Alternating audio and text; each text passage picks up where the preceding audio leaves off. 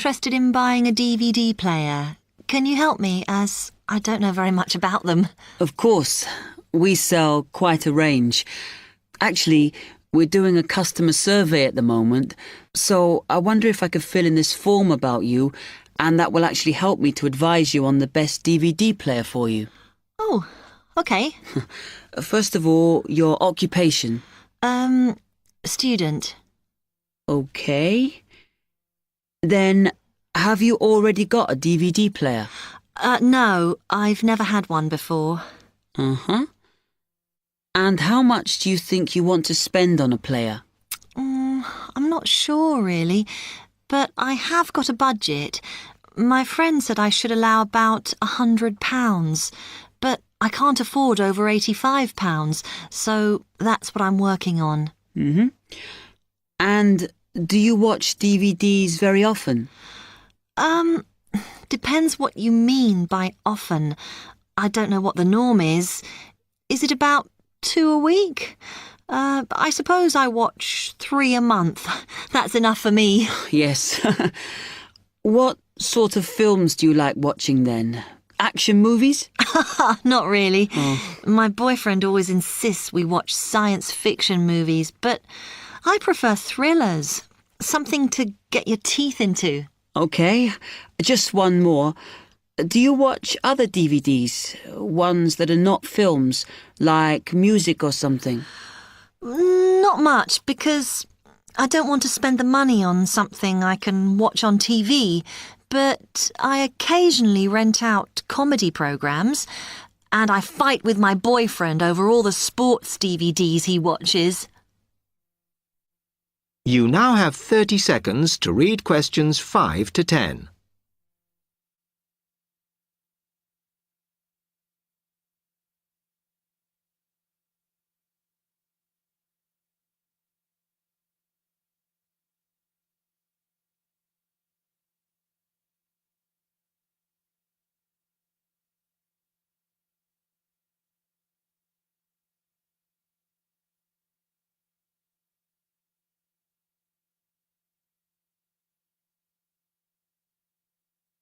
Okay, let me explain a bit to you about the DVD players that are in your price range.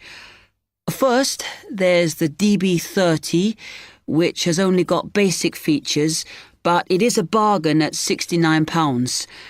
Now, all the DVDs come with an after-sales service that starts when the guarantee runs out. As it's so cheap, the DB30 comes with a limited after-sales service, as it only includes parts. You would have to pay for most of the repair. Seems okay. Then, a slight grade up from that is the XL643. This comes with an additional feature in that it has an extra button allowing you to record. That's quite useful. Oh, yes. That would mean spending less on DVDs to watch. Yes, so you'd make the extra money back on it that it costs. Let me see how much it is. Yes, that one's actually reduced at the moment from £79 to £71.99. Oh. I think it's worth the extra myself. And is that the same level of after-sales service as the other one? Well, you get a bit more for your money because what we're offering is a discount on labour. So you don't pay the full price if you have to call an engineer out. I see. Then the last one is this Tri-X24. It's a very good player, and you can use it to listen to your CDs as well as watch DVDs. It looks nice, but I bet it's expensive. No, it's not top of the range. Let's see. Yes, it's £94. But what you have to remember is that that includes insurance, so you don't have to pay extra for that. And it comes with a guarantee that's valid for 3 years, as opposed to the usual 1. What do you think? Maybe.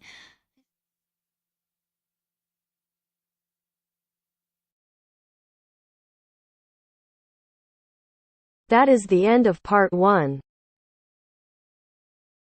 You now have half a minute to check your answers.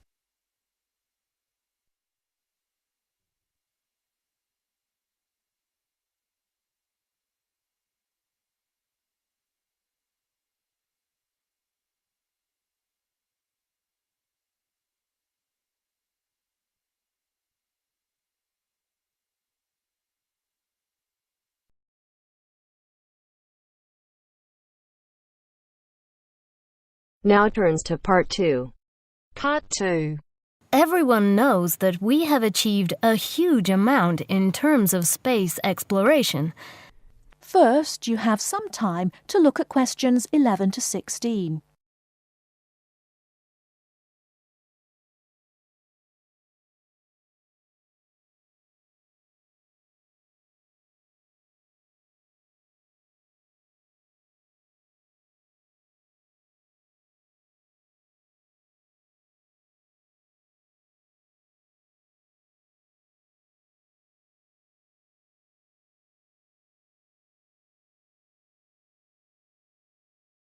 Now, listen carefully and answer questions 11 to 16. Everyone knows that we have achieved a huge amount in terms of space exploration. The space race between ourselves and Russia went on for nearly 20 years, but we were the first to land a man on the moon. At that time, the space race was very close, and the Russians very nearly got to the moon before us. For me, the most exciting invention, and the invention that really showed we were ahead in the space race, was the reusable space shuttle. It was first successful in 1981 and has since been used on many missions. The reusable shuttle can carry astronauts on space missions and can serve as a laboratory in which to conduct experiments. It can be used to transport equipment to space stations or to collect or repair satellites. The shuttle carries between 5 and 7 crew members. When a mission is complete, the shuttle fires thrusters, which propel it back into the Earth's atmosphere. It then glides down to make its landing. Before you hear the rest of the talk, you have some time to look at questions 17 to 20.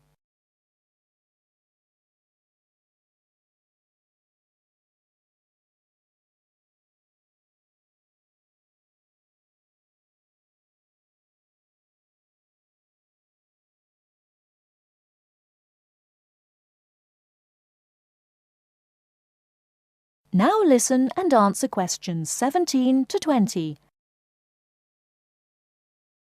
Although the remains of very early ovens have been found in many parts of the world, it was here that they were first used frequently in people's homes. In ancient Greece and in other parts of Europe and Turkey, people used ovens to bake bread. But it seems there was only one large oven that everyone shared. Here, the remains of villages from 5,000 years ago show that each mud brick house was constructed with an oven, and that baking bread and perhaps cooking meat was very common. The ovens were made of clay and shaped like a beehive. Inside they had shelves, so that a number of loaves could be cooked together, and an opening at the bottom from which ash could be removed. That is the end of Part 2. You now have half a minute to check your answers.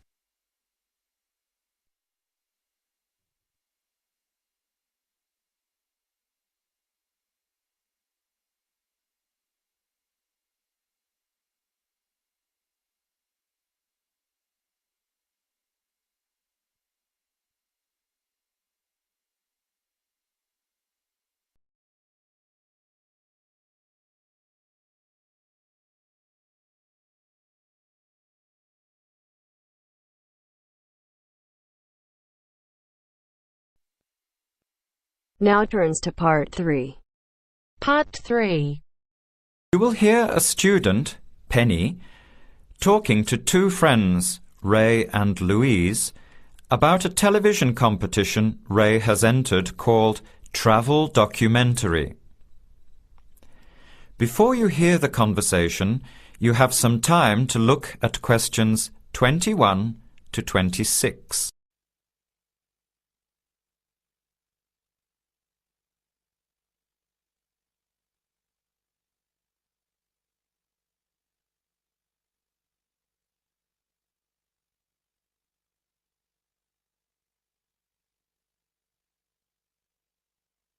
Now, listen carefully and answer questions 21 to 26. Hi, haven't seen you two in ages. What have you been up to? Hi, Penny. Ray is really excited. He's just been shortlisted for travel documentary. He could be off travelling around the world for 3 months. Travel documentary? What's that? You've never heard of it? Don't you watch TV? Well, actually, no, hardly ever. Especially since I've started working on my thesis. I don't have time to breathe, let alone watch TV. So what's this all about, Ray? Well, actually, it's a competition run by public TV. It involves my two great loves, travel and filmmaking. Is it that program where people are sent around the world making documentary videos? I have heard of it. Fantastic! So you've been chosen? Not yet. I'm one of 34 selected for an interview next week, so I've made it through the first cut. Yeah, there were over 200 applicants from around the country. Pretty amazing, hey? Well, I've been lucky so far. What's the next stage? 13 are chosen from the interview to do a 4-week training course in documentary filmmaking. Then, the 8 finalists get sent off with a video camera to travel around the world. Sounds incredible. What's the catch? The catch is that every 2 weeks you have to send in a 10-minute video from a different part of the world. It's broadcast on TV along with the work of 3 of the other competitors and judged by a panel of experts and the TV audience. So you're under a lot of pressure. Wow, I guess so. You mean you're on television every 2 weeks? Yep, that's right. But first I have to be selected. Do you have to have any filmmaking experience to apply? Some background in photography or video making helps, but you're not supposed to be an expert. In fact, you can't apply if you've already worked in filmmaking. We all get the same 4-week course, so we start with the same skills. Can you go anywhere in the world you want? Each competitor makes up his or her own travel plans and has to get them approved. Before the conversation continues, you have some time to look at questions 27 to 30.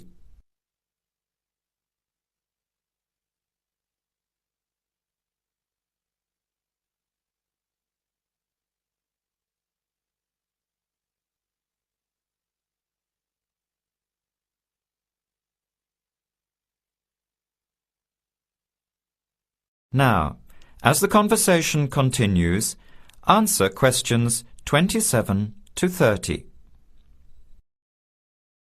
Have you talked with anyone else who has done it? As a matter of fact, just last week I met Sarah Price, a girl from here who did it last year. What did she have to say about it? She said it was the most amazing experience of her life, but it was really tough at times. I think you'd have to be really brave to take off like that alone with so much responsibility. It's not like going on a holiday, is it? No. 2 weeks in a country, often where you can't speak the language, to find a story, film it, organise all the editing. Then you're off to a completely different part of the world to start all over again. Pretty exhausting, but exciting too. What a way to see the world. What about Sarah Price? Did she have any bad experiences? She said the worst part was when she got some mysterious fever in Mongolia and thought she might have to be sent home. Fortunately, it got better, but she said it was scary to feel really ill when you're alone so far away. So what made you want to apply? When I saw the program on TV a while ago, I thought, this is for me. I've always wanted to travel, but needed to work for a year before I could even think about it. Then a new series started up. I thought, now's my chance. Don't you think you'll be lonely? I don't think I'll have time to be homesick. I'm more worried about having too much to do and not enough time to get things organised. So we might be watching you on television in the next few months. I hope so, if I'm lucky. When will you know for sure? They choose the final 8 in March. A month later, you're on your way. So do you have to pay anything? Nothing. It's all paid for. Course, camera, flights, accommodation and in-country travel. The budget is pretty tight though. No extras. I sure hope you get it. Then I'll be finding time to watch at least one program on television every week. That is the end of part 3. You now have half a minute to check your answers.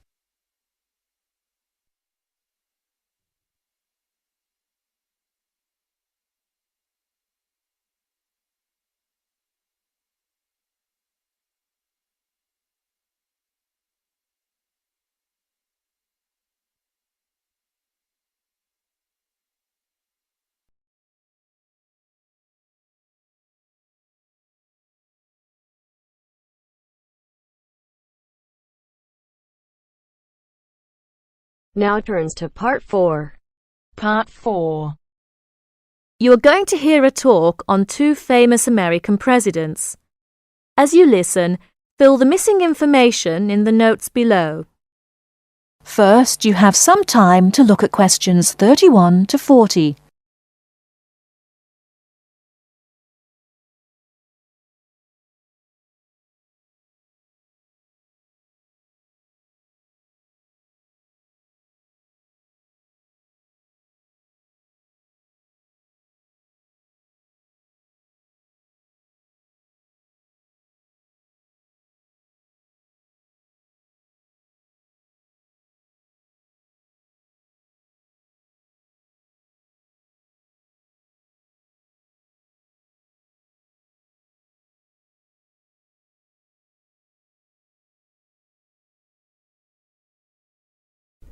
Now listen carefully and answer questions 31 to 40.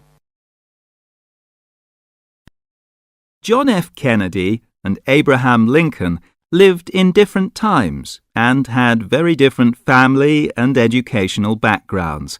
Kennedy lived in the 20th century, while Lincoln lived in the 19th century. Kennedy was born in 1917, whereas Lincoln was born more than 100 years earlier, in 1809. As for their family backgrounds, Kennedy came from a rich family, but Lincoln's family was not wealthy. Because Kennedy came from a wealthy family, he was able to attend expensive private schools. He graduated from Harvard University. Lincoln, on the other hand, had only 1 year of formal schooling. In spite of his lack of normal schooling, he became a well-known lawyer. He taught himself law by reading law books. Lincoln was, in other words, a self-educated man. In spite of these differences in Kennedy and Lincoln's backgrounds, some interesting similarities between the 2 men are evident. In fact, many books have been written about the strange coincidences in the lives of these 2 men. For example, take their political careers. Lincoln began his political career as a U.S. congressman. Similarly, Kennedy also began his political career as a congressman. Lincoln was elected to the U.S. House of Representatives in 1847. Kennedy was elected to the House in 1947. They went to the Congress just 100 years apart. Another interesting coincidence is that each man was elected President of the United States in a year ending with the number 60. Lincoln was elected President in 1860 and Kennedy was elected in 1960. Furthermore, both men were president during years of civil unrest in the country. Lincoln was president during the American Civil War. During Kennedy's term of office, civil unrest took the form of civil rights demonstrations. Another striking similarity between the 2 men was that, as you probably know, neither lived to complete his term in office. Lincoln and Kennedy were both assassinated while in office. Kennedy was assassinated in Dallas, Texas, after only 1,000 days in office. Lincoln was assassinated in 1865, a few days after the end of the American Civil War. It's rather curious to note that both presidents were shot while they were sitting next to their wives. These are only a few examples of the uncanny and unusual similarities between the destinies of these two American men, who had a tremendous impact on the social and political life of the United States and the imagination of the American people. That is the end of part 4. You now have half a minute to check your answers.